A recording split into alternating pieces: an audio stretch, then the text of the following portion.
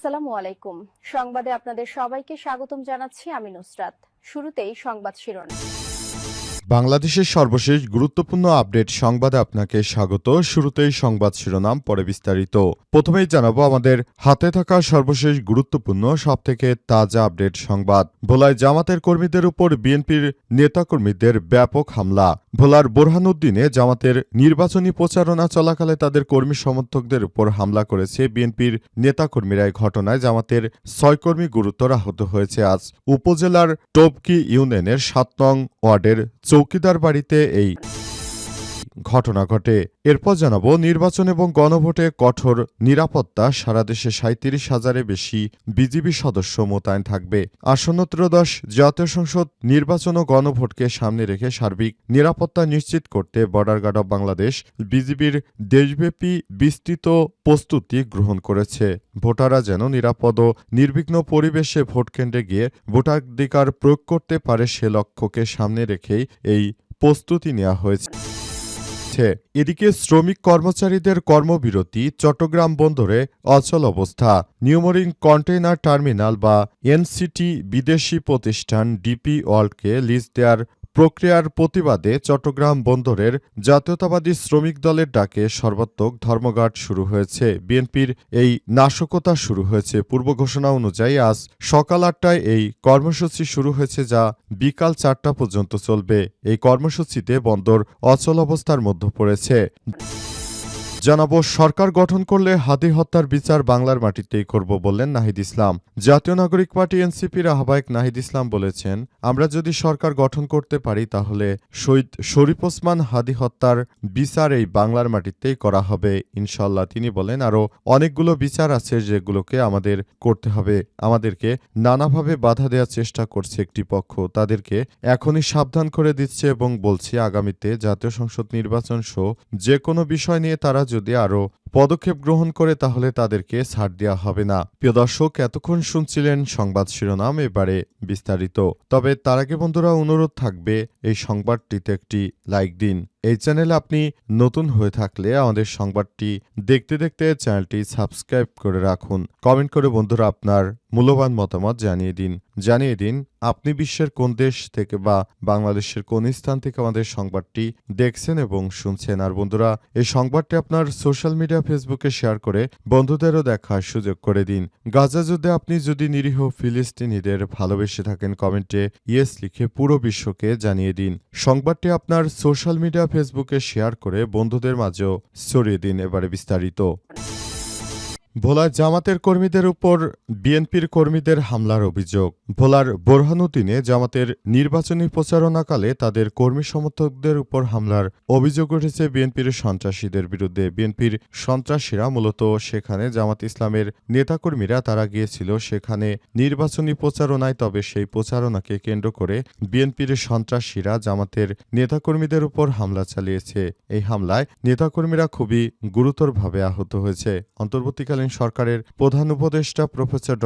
মোহাম্মদ ইউনূসের সরকার যে নতুন বাংলাদেশ গড়ে তুলেছেন সে অনুযায়ী সবাইকে নিয়ে কাজ করতে হবে, কিন্তু বিএনপির নেতাকর্মীরা সারা দেশ জুড়ে যে অনাকাঙ্ক্ষিত নাশকতার ঘটনা ঘটাচ্ছে এই বিষয়গুলোকে সামনে নিয়ে আসছে বিএনপি এবং তারা বিভিন্ন জায়গায় নাশকতা ছড়িয়ে ছিটিয়ে দিচ্ছে। তাদের উদ্দেশ্য হচ্ছে আগামী জাতীয় সংসদ নির্বাচনকে বানচাল করার জন্য নানাভাবে ব্যবস্থা গ্রহণ করা। যেমন চট্টগ্রামের নিউমরিং টার্মিনালে তারা আন্দোলন সংগ্রাম করছে। তাদের উদ্দেশ্য হচ্ছে এবার জাতীয় সংসদ নির্বাচনে তারা আবারও সরকারকে এই টার্মিনালটি কোনোভাবে যেন বিদেশিদের হাতে না যায় সেই ব্যবস্থা গ্রহণ করতে চাইছে। তবে এই ব্যবস্থাটি এমন এক সময় হচ্ছে যখন মাত্র আর কয়েকদিন পর জাতীয় সংসদ নির্বাচন অনুষ্ঠিত হবে। এই নির্বাচনটা সুষ্ঠু সুন্দর করার জন্য সবাই কাজ করছে এবং জামাতের নেতাকর্মীরাও কাজ করছে, কিন্তু বিএনপির নেতাকর্মীরা নানা জায়গায় জামাতের সাধারণ নেতাকর্মীদেরকে বাধা প্রদান করছে বলে অভিযোগ পাওয়া যাচ্ছে।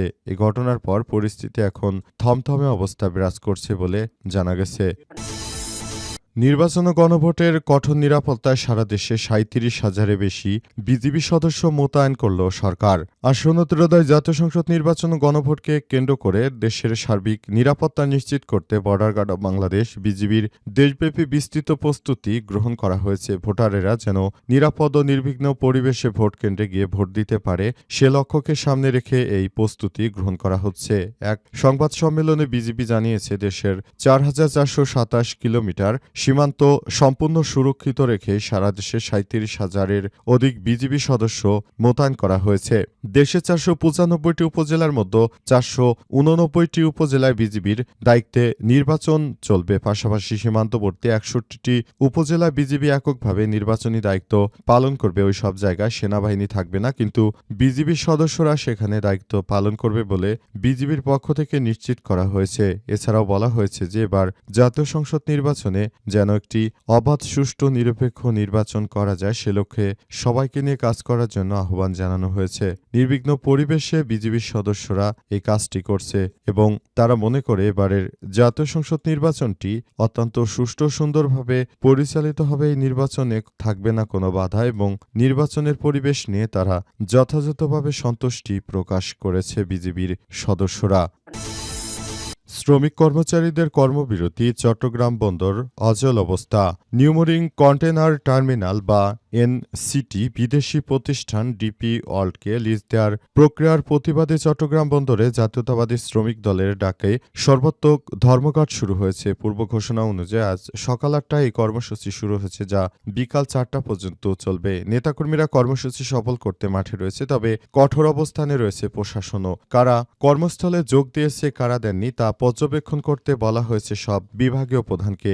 এনসিটি হচ্ছে চট্টগ্রাম বন্দরের গুরুত্বপূর্ণ স্থাপনা। এটির অপারেশনাল কাজ বিদেশি প্রতিষ্ঠানকে দিতে সরকারের কোনো বাধা নেই। বৃহস্পতিবার হাইকোর্টের এমন রায় এসেছে, তবে এটি বিদেশিদের দেওয়ার প্রতিবাদে এমন অবৈধ আন্দোলন শুরু করেছে বিএনপির এই শ্রমিক কর্মচারীরা। তাদের উদ্দেশ্য হচ্ছে বন্দরকে কোনোভাবেই বিদেশিদের হাতে দেওয়া যাবে না। আগামী জাতীয় সংসদ নির্বাচনে যদি বিএনপি ক্ষমতায়, তাহলে এই বন্দর ঘিরেই তারা আবার নৈরাজ্যকর পরিস্থিতি তৈরি করবে। প্রতিটি পণ্যের দাম তারা বাড়িয়ে দেওয়ার অপচেষ্টা করবে, এমন কথাই জানাচ্ছে কিছু ওই এলাকার সাধারণ মানুষ। তারা বলছে এদের অত্যাচারে অতিষ্ঠ হয়ে পড়ে প্রতিটি পণ্যের দাম বেড়ে যায়। এখন আন্দোলন করে বিদেশির হাতে দেওয়া যাবে না, তার মানে তারা এই বন্দরটি নিয়ন্ত্রণ করবে। সুতরাং তাদের হাত থেকে বন্দর বাঁচানো এখন। তাই সবাইকে সব বিষয় নিয়ে সতর্ক থাকার আহ্বান জানানো হয়েছে।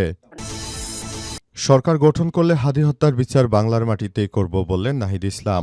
জাতীয় নাগরিক পার্টি এনসিপির আহ্বায়ক নাহিদ ইসলাম বলেছেন, আমরা যদি সরকার গঠন করতে পারি তাহলে এদেশে আর কেউ যেন বিচারহীনতায় না থাকে সে ব্যাপারে আমরা সর্বোচ্চ প্রচেষ্টা করব বলে জানিয়েছেন নাহিদ ইসলাম। তিনি বলেন, আমরা চাই বাংলাদেশটাকে সুন্দরভাবে গড়ে তুলতে, সেজন্য প্রতিনিয়ত কাজ করা হচ্ছে এবং নতুন বাংলাদেশ গড়ে তোলার জন্য আমাদেরকে অনেক সমস্যার মধ্য দিয়ে যেতে হচ্ছে। বিশেষ করে একটি নতুন রাজনৈতিক দল যারা এতদিন ধরে বিদেশে ছিল, তারা এখন দেশে এসে মোটামুটি সরকারকে বিপাকে ফেলার চেষ্টা করা হচ্ছে। কিন্তু আমরা সেখান থেকে বলতে চাই, এই ধরনের কোনো ধরনের কর্মকাণ্ড আসলে মেনে নেওয়া হবে না। যারা বাংলাদেশটাকে সুন্দরভাবে গড়ে তোলার ব্যাপারটিতে আমাদেরকে বাধা প্রদান করছে, তাদের বিরুদ্ধে আমাদের সর্বশেষ এই প্রচেষ্টা অব্যাহত থাকবে। যারা শহীদ শরীফ ওসমান হাদিকে হত্যা করেছে এবং বর্তমানে এই নৈরাজ্যকর পরিস্থিতি তৈরি করে রেখেছে, তাদেরকে আমরা কোনোভাবেই ছাড় দিতে পারি না বলে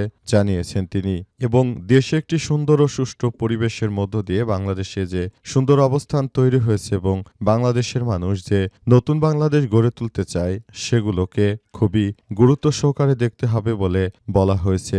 অন্তর্বর্তীকালীন সরকারের প্রধান উপদেষ্টা প্রফেসর ডক্টর মোহাম্মদ ইউনূসের সরকার, তিনি যেন আগামীর বাংলাদেশ সুন্দরভাবে গড়ে তুলতে পারেন সেজন্যই কাজ করা হচ্ছে এবং সে অনুযায়ী সবাইকে একটি সুন্দর বাংলাদেশ গড়ে তোলা হবে বলে বলা হয়েছে। তবে এখন পর্যন্ত আসলে কোনো কিছুই করতে পারেনি বলে তারা জানিয়েছে। তবে শেষ পর্যন্ত আসলে পরিস্থিতি কোন দিকে যায় এবং সে বিষয়টি দেখতে হবে।